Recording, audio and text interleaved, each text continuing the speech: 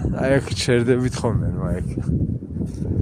მერე მიაყენებთ და ისვენებთ ხოლმე და ყუდრო დახართ. მერე ყრით აი ესე, აგავს.